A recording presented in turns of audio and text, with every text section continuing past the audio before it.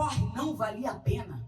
E a fé que vocês botam hoje foi porque eu limpei problemas. Com cachê é mais bonito e a grana vem do sistema. Vocês organizam a rima com métrica, milimétrica, punchline vai com seta, brinda com sangue, não se afeta.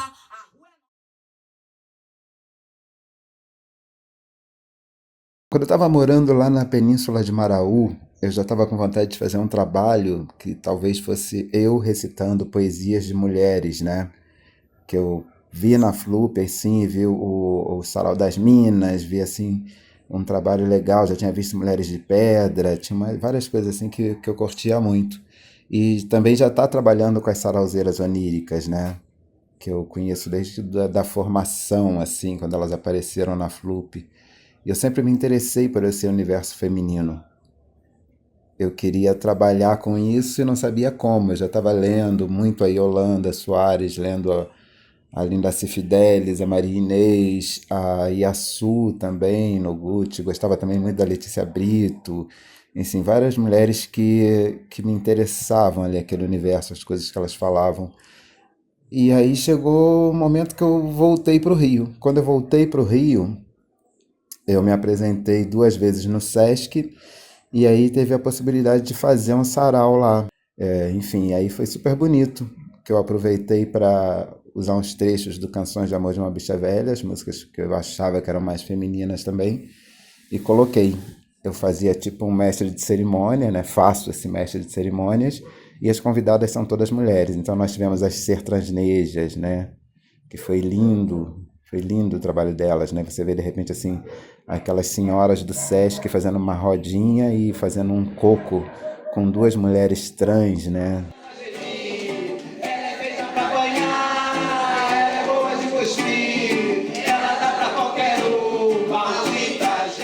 Esse coletivo carrega o nome Chicamani Congo porque foi datada das memórias que nós temos do movimento social LGBT no Brasil. A primeira travesti negra, na época da escravatura, né, do Brasil, na Baía de Todos os Santos, em Salvador.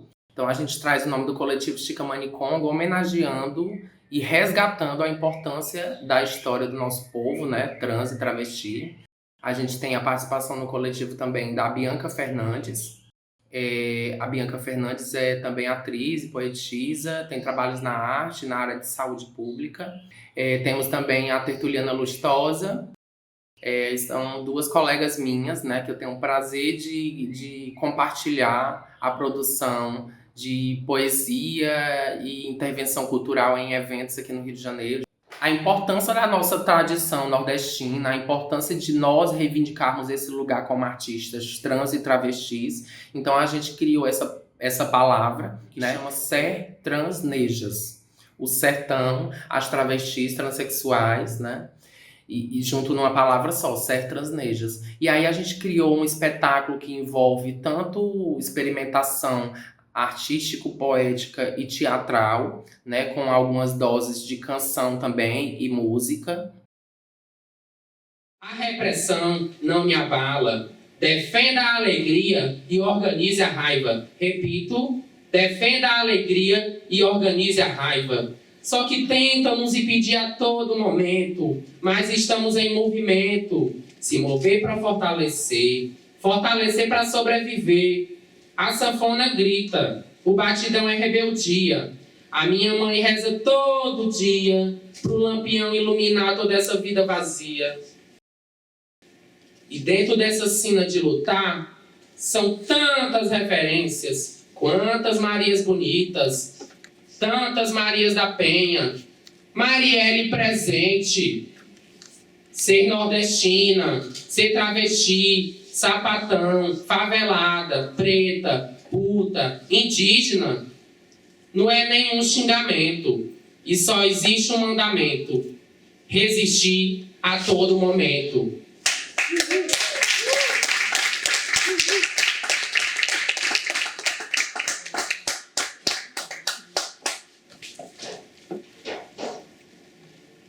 R$100, ativa e passiva. Eu não sou do tipo orgulhosa, mas eu devo admitir que dessa vez eu tenho razão, não consigo levantar, caminhar. Vou fazer uma poesia que se chama Pensamento Multirraciocínio. Pensamento multirraciocínio e a reta encaixa a evasão. Repara toda a caça e pensa porque tá no chão. Eu vi a corrida dos meninos e era em volta da prisão. Vi o projeto genocida esfaquear a reparação. E eu sei de cor, desculpa pra esconder a culpa de quem luta com fortuna, status quo da podridão. Como é que eu posso acreditar criar um mundo se dentro da minha lógica eu não creio em invenção? Cada vez mais difícil, o ocidente tem seus vícios. Eu me curo e sacrifico, mas só se for pelos meus. Volto ao ponto de laçada, feito sangue sem estanque. Armo o punho e a revanche, que hoje eu não tô pra desmonte. E quem me dera ter conversa como alívio de estresse. Só falo se tenho pressa. Grito a palavra terra e cruzo a rua inteira. Equilíbrio portátil, portas furo no automático. Sou pra ser, mas com destaque. Sem filos mais que descartes. Meu som corta algumas vibes de bailar só com os passos. Incluo cabeças e gira mundo ao contrário, que hoje eu vou rebobinar. Redemoinho vem de cima pra me aproximar. A natureza tem seus guias e checa que eu tô lá. Depois do fim, depois das contas, sobra eu pra te ensinar que se matéria morta fala, vocês vão ter que me escutar. Morri, eu tinha 12 anos, hoje ainda tentam me matar. Renascimento é movimento cultural, faz parte, não se nada. Quando a água afogou seus ancestrais, não canto pra falar, falo pra fazer silêncio. É quando vaza que essa água desafoga aqui dentro. Se tá difícil de entender, é meu negreiro em andamento. E chamam o coração, mas chamam quando o banzo fica quieto, diaspórico. Palavra branca. A Carol da Alfarra foi uma indicação da Isabela Reis, que dividiu a curadoria do sarau comigo, né? E foi lindo, né? Porque ela trouxe aquela força da mulher negra, da mulher vencedora, de tudo que ela fala. O discurso dela é muito importante, né? Eu rodei muitas escolas da Zona Norte do Rio com movimentos de ocupação de escolas, né, levando arte, pautando racismo dentro do movimento secundarista, pautando machismo, né, levantando um debate de consciência de classe dentro desse movimento. E aí, a partir daí, uma professora me via apresentando na escola e falava: poxa, eu dou aula em uma outra escola, você também não quer ir lá falar com os alunos? Né? E aí alguém me via cantando nessa outra escola e falava: poxa, eu conheço um sarau assim, assim, assim, você não quer ir lá se apresentar nesse sarau? E foi assim que eu comecei a circular pelo centro do Rio de Janeiro, né? Eu sou da Baixada Fluminense, Duque de Caxias, e esse foi o meu primeiro acesso ao centro do Rio de Janeiro, né? A gente fala pouco sobre direito de circular a cidade, né? Muita gente ainda não tem essa noção do que é esse circular, o que é esse direito de poder ir e vir ao centro, né? Comecei a ver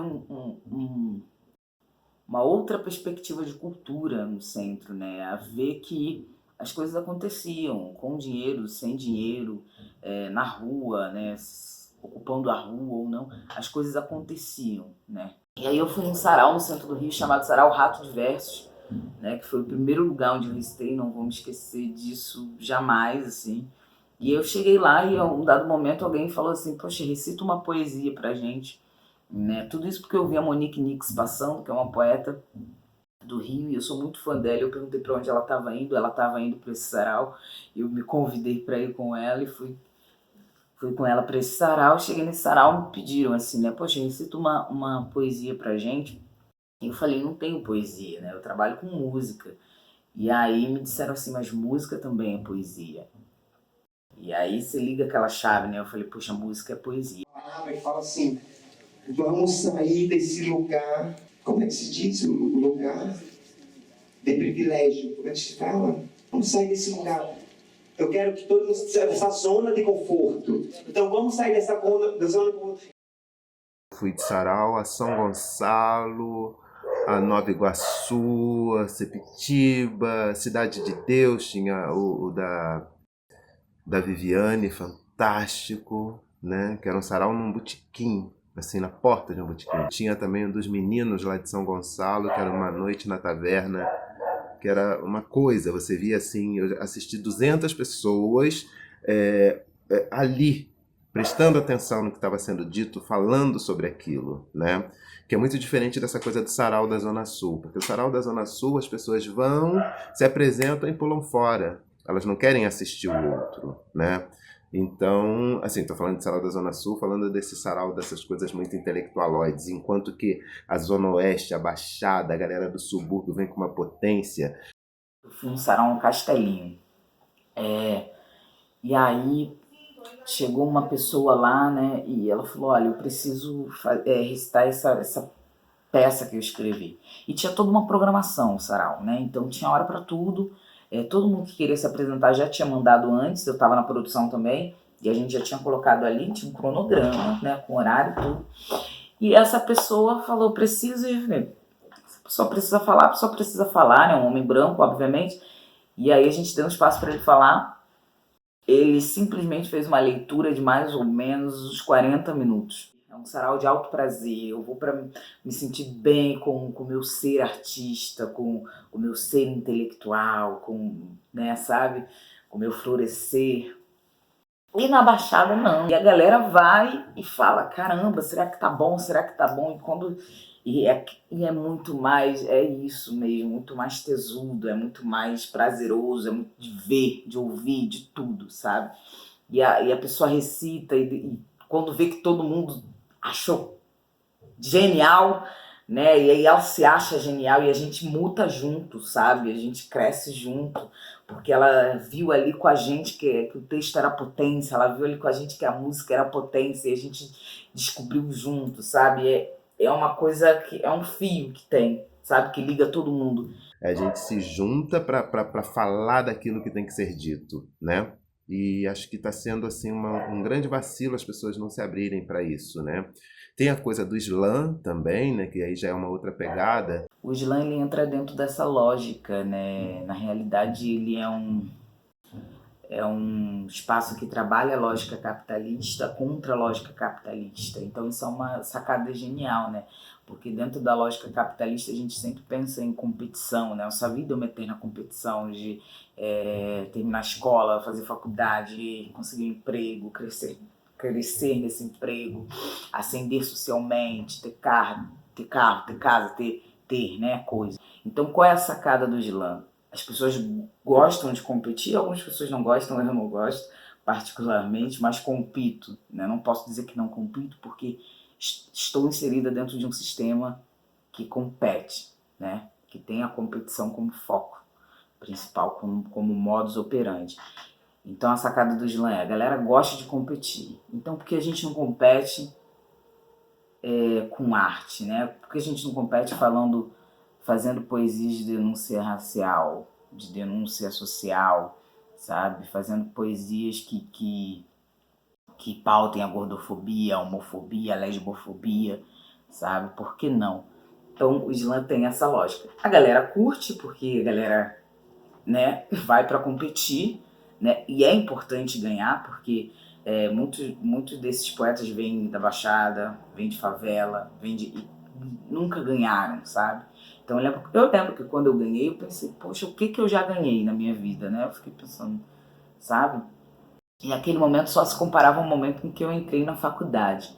Então para essa galera existe uma importância de se ganhar, sabe?